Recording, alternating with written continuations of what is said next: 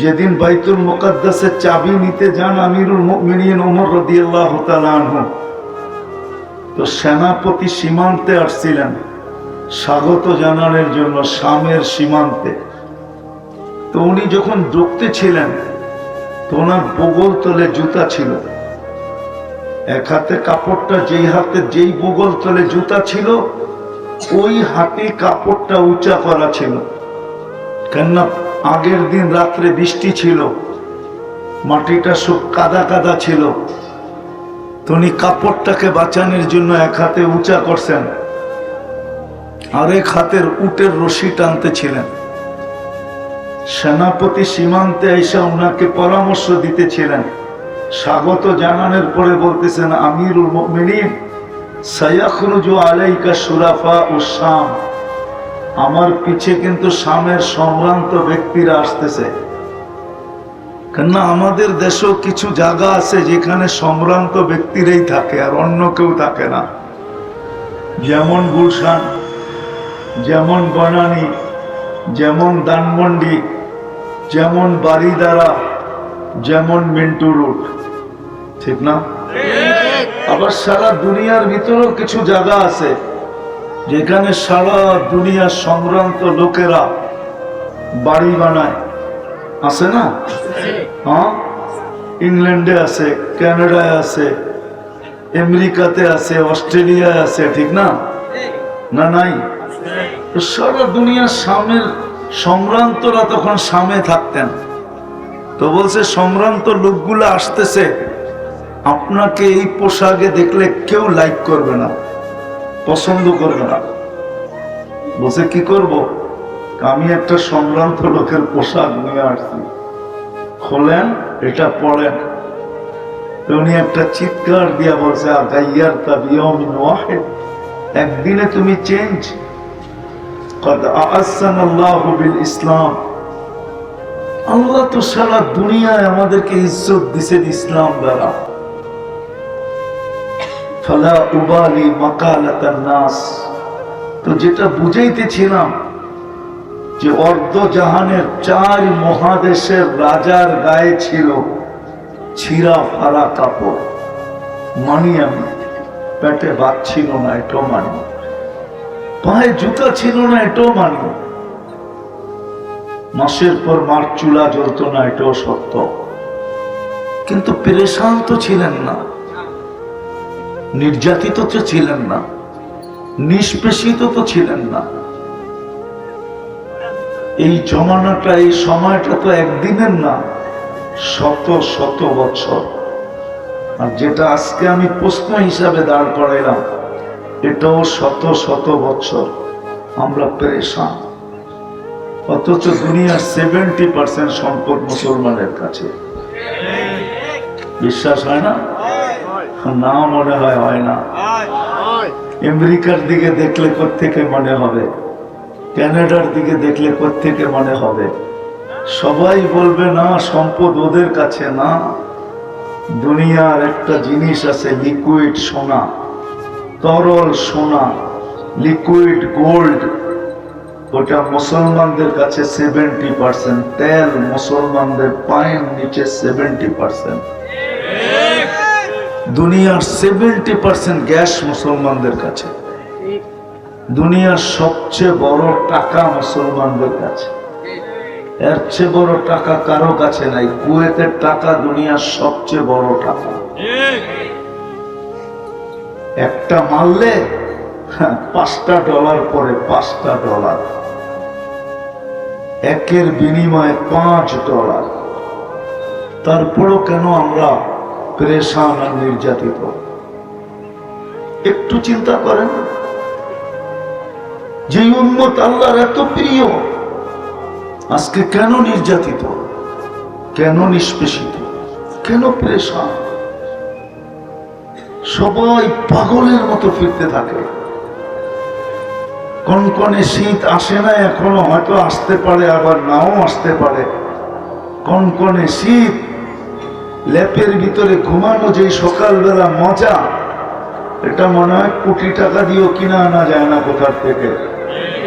হ্যাঁ, আর একা ঘুমানোর সাথে সাথে যদি লোকে আরো কেউ থাকে তাহলে তো কোনো মজার শেষই নাই, ঠিক না? মনে হয় বুঝাইতে পারি নাই। কি ঠিক না? কি মনে হয় বোঝেন না, ঠিক না? তাহলে তো মজার কোনো শেষই নেই। যেরকম যুবকরা যখন একা হাঁটে তো দেখবেন হাঁটার ভঙ্গি একরকম, আর যখন বাইকে উঠা চালায় তখন ভঙ্গি আরেক রকম, আর যখন পিছে কেউ থাকে একবারে পুরা চার্জ, ওই ভঙ্গি তো বর্ণনাই করা যায় না যে কেমন ভঙ্গি, ঠিক না? ওই কনকনে শীতের ভিতরে বাংলাদেশের ঢাকা শহর নারায়ণগঞ্জ সকালবেলা কুয়াশার ভিতরে চক্ষু খুললে দেখা যায় যে মানুষ স্রোতের মতো ছড়তেছে। ওরে যদি জিজ্ঞাসা করি সবচেয়ে মজা তো ল্যাপে ছিল, তুই কেন বাহিরে? শান্তির জন্য যাইতেছি, শান্তির জন্য। শান্তি তো ল্যাপে ছিল, ও তো শান্তির জন্য বেরিয়েছে। কি সত্য না? মনে হয় বুঝাইতে পারি না কমিশনার সাহেব। হ্যাঁ, একজন দুইজন, পুরো রাস্তা ভরা। আমরাও তো ঢাকা শহরে থাকি, খিলগায় মাঝে মাঝে সকালবেলা দেখি স্রোত যখন চলে কনকনে শীতের দিকে, কেউ অফিসে, কেউ আদালতে, কেউ মেইলে, কেউ ফ্যাক্টরিতে, কেউ এদিকে সেদিকে, মাঝে মাঝে দাঁড়ায় থাকি আর মুস্কি মুস্কি হাসি, হায় মানুষ, হায় উম্মতে মুহাম্মদ। সুখের আশায় সুখের ল্যাপ ছেড়া, মজার ল্যাপ ছেড়া পাগলের মতো ছুটতেছে। কেন আমরা অসুখী? কেন আমরা পেরেশান? আসেন এটারই জবাব দিয়ে শেষ করতেছি। রাত্র পড়ায় 12:19 বাজতে চলছে। দীর্ঘ রাত পর্যন্ত মাইক চলুক, এটা পছন্দ করি না। যদিও রাস্তায় টাইম খায়া ফেলছে, পৌঁছার কথা ছিল পড়া 11টা, 11:15 ভিতরে। কিন্তু মদনপুর তো মদনপুরই, ঠিক না?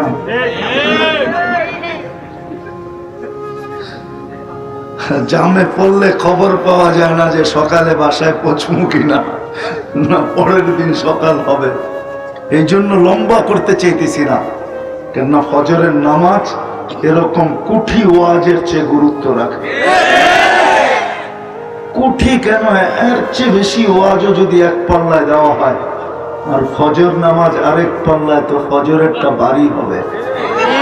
কেননা এই উম্মতের জন্য ফজরের নামাজ জান্নাতের ticket, ticket, ticket, ticket, ticket.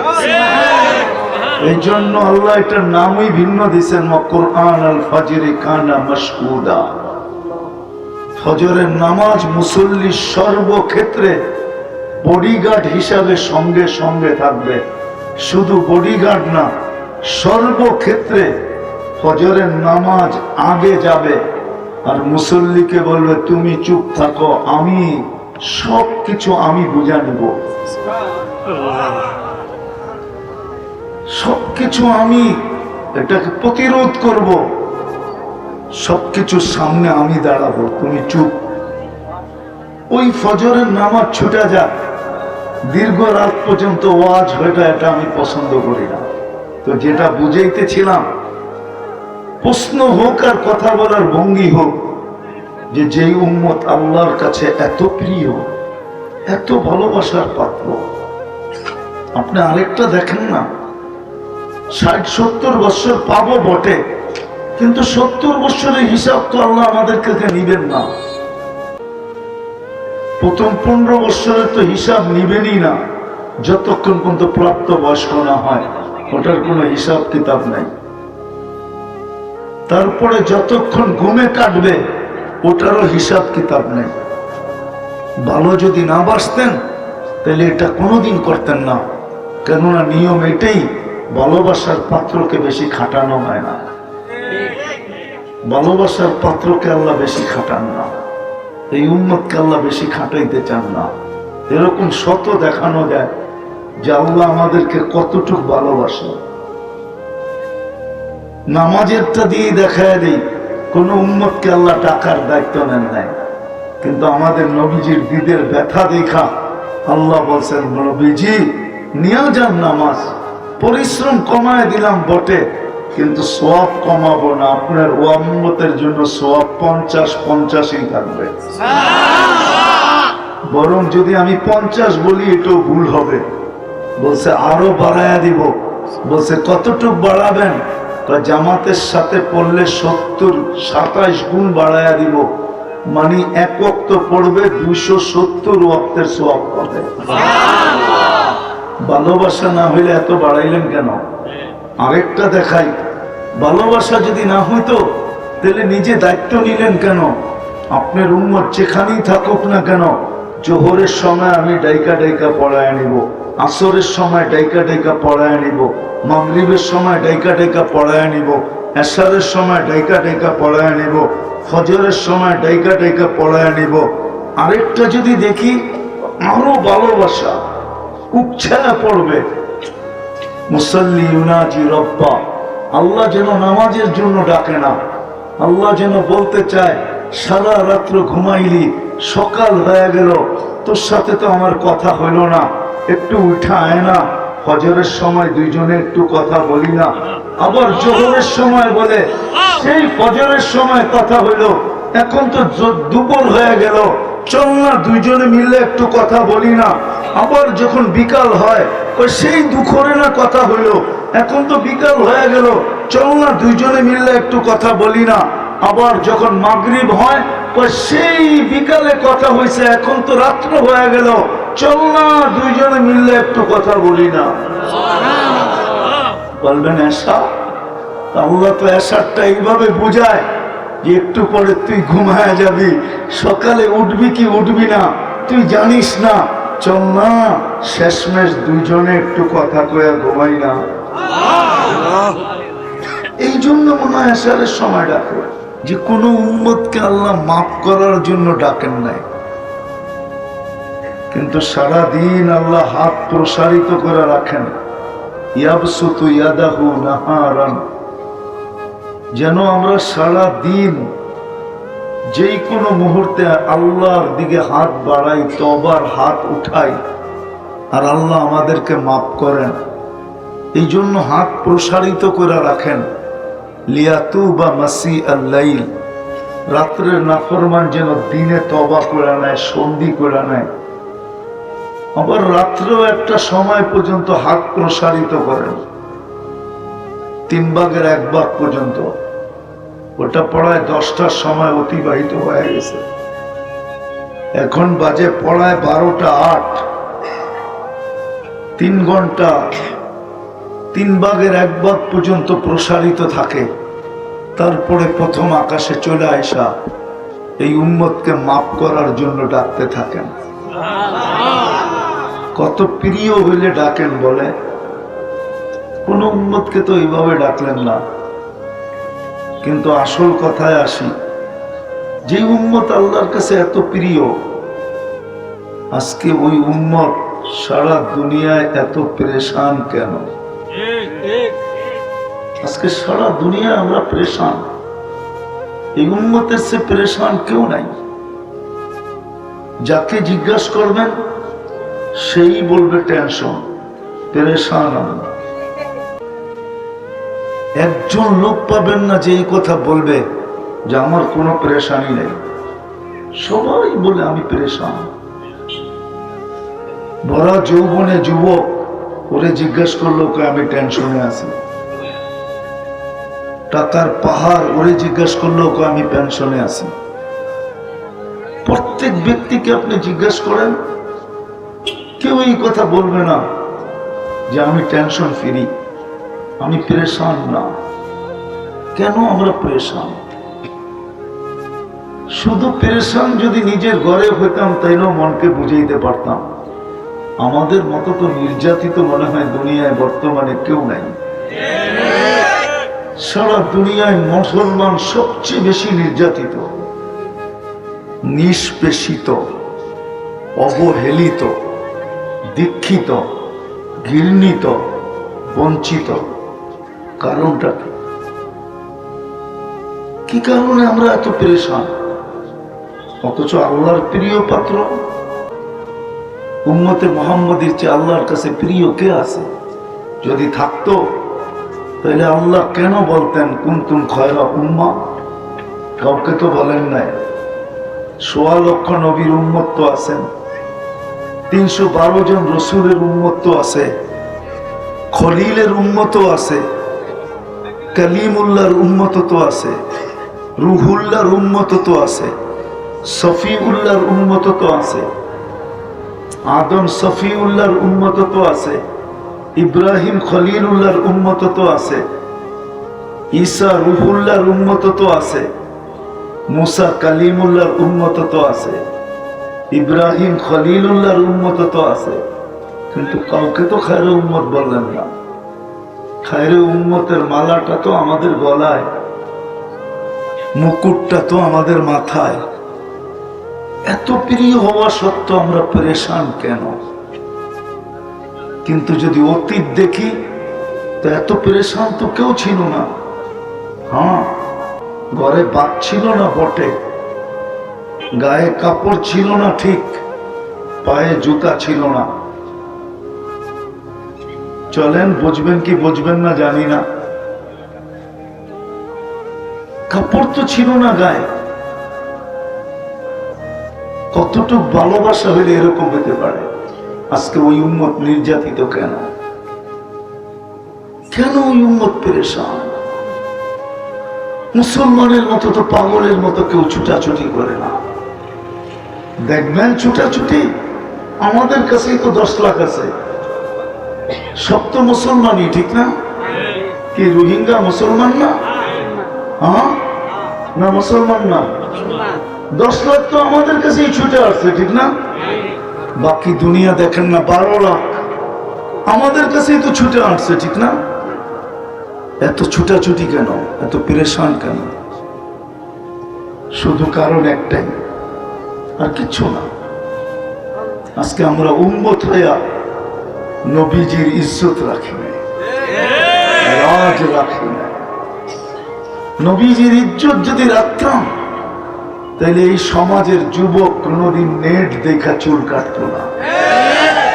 যারা দাঁড়ায় আছে 99% নেট দেখা চুল কাটে, নেটের ডিজাইন দেখা চুল কাটে। 100 টাকার চুল 500 টাকা দিয়া কাটে। কিন্তু নবীর ইজ্জত যদি রাখতো তাইলে 100 টাকার চুল 100 টাকা দিয়া কাটতো, 300 টাকা বন্ধুদেরকে নিয়ে মিষ্টি খাইতো, আর 100 টাকা দিয়ে একটা মালা পয়রা রাস্তা দিয়ে হাঁটতে হাঁটতে আসতো। সবাই জিজ্ঞাসা করতো চুল কাটলি, মিষ্টিও খাইলি, আবার মালাও পরলি, কারণটা কি? বলতো কেন পরবো না, খাবো না, কালকে নবীজির সাথে যখন দেখা হবে তখন সর্বপ্রথম তো 1 হাত না 2 হাত পাতবো, আপনার আদর্শে ইজ্জত রেখা চুল কাটছি, কি দিবেন দেন না? আল্লাহ, আমি তো আমার জাতিকে বুঝাইতে পারতেছি না। মনে চায় মাঝে মাঝে নিজের জানটাই নিজে দেয়া দেয়। জাতিকে তো বুঝাইতে পারতেছি না। বলেন, আমার যুক্তিতে লজিক আছে না নাই? আমার কথায় লজিক আছে না নাই? 500 টাকা দিয়ে চুল কাটায়, অথচ এই চুল 50 টাকা দিয়ে কাটা যায়। উর্ধে 100 টাকা, 100 টাকার উপরে চুল কাটা কোথায় আছে? আর বলেন, যুবক যে নেটের ভিতরে সার্চ দিয়া নিয়ে গেল, স্ক্রিনশট দিয়া নিয়ে গেল, ওই চুল 100 টাকায় কোন জায়গায় কাটায়? বলেন আমাকে, বলুক যুবকরা, বলুক, কি 100 টাকায় কাটে? হ্যাঁ, আরে বলে না কেন? 100 টাকায় কাটে চুল? না, 200, 300, 400, ঈদের সময় 1000 টাকা নেয়, 1000 টাকা। কিন্তু আমি যুবকদের পায়ে হাত রেখে বলবো, বলো তোমরা যে এই স্টাইলে চুল কাটো, নবীর দিলকে ছেদা কইরা এই স্টাইলে যে চুল কাটো, বলো আজ পর্যন্ত তোমাদের চুল দেখা কোন মেয়ে তোমাকে লেখা পাঠাইছে যে I.U? বলো, কি রাগ হয়ে গেল? কেউ লেখা পাঠাইছে? কোন বন্ধু মহল দেখাইতে পারবা যুবকরা যে মেয়ে লেখা পাঠাইছে? তো চুলের স্টাইল দেখে আমি লেখা পাঠাইলাম I.U। যদি কেউ না লেখা থাকে তো তুমি স্টাইলে চুল কাটো কেন? তোমাকে যদি কেউ I.U লেখা থাকে তাইলে তোমার যৌবন দেখা লেখছে, চুল দেখা না। তোমার চুল দেখা না, বরং অনেকজনে কইছেও, অনেকজনে বলতেও পারে যে টিমিনকারীর বক্স রাইখা চুল কাটলি করতে ঠিক না? কিছু চুল তো এরকম দেখা যায় মনে হয় বাটি একটা রাইখা দুই তিন চতুর্দিক দিয়ে কাইটা ছেড়া দিছে। রাগ হলো না, তোমাদের পায়ে হাত রাখি। আজকে আমরা নির্যাতিত শুধু নবীর মুহাম্মদুর রাসূলুল্লাহ সাল্লাল্লাহু আলাইহি সাল্লামের সাথে আমরা মুখলেস না, নিবেদিত না। আমরা ওনার ইজ্জত রাখি নাই, আদর্শকে উড়াইয়া দিছি, বিজাতির আদর্শে আদর্শবান হয়েছি। এই কথা ভাবতে ভাবতে যে মনে হয় ওদের আদর্শে আদর্শবান হইলে আমাদেরকে বাড়িতে আইসা টোকায় টোকায় বিষা দিয়া দিয়া নিয়ে যাবে। যদি এটাই হইতো তাহলে আমাজনের জঙ্গল দিয়া কেন 30 লাখ টাকা দিয়ে আমেরিকায় ঢুকতে হইতো? আমি তো একজন চিনি না, 100 জন চিনি, 100 জনের উপরে চিনি আমেরিকাতে, যারা 30 লাখ দিয়ে আমাজনের জঙ্গল দিয়া ঢুকছে, জঙ্গল দিয়া। এখনো তো একা বৈশা মাঝে মাঝে ভাবলে আমার ভিতর থেকে চোখের থেকে পানি আসে, পানি। 2019-এর কাহিনী বহুতবার বলছি আমি। যখন দুইটা ছেলে আমাদেরকে বলতেছিল যে হুজুর আমরা বাংলাদেশি 3 জন ছিলাম, 2 জন তো আমরা আমেরিকায় পৌঁছে গেছি, পুলিশের হাতে ধরা খাইছি, জেলখানার থেকে বাহির হইয়া এখন খোলা আকাশে ঘুরতেছি, কিন্তু আমাদের সাথে 3য় একজন বাঙালি ছিল, ও মেক্সিকোর জঙ্গলে হারায়া গেছে। জানি না আজ পর্যন্ত ওর পরিণতি কি করছে। সেও তো 30 লাখ টাকা দিয়েছে, 20 লাখ টাকা দিয়া ইউরোপে যায় কেন?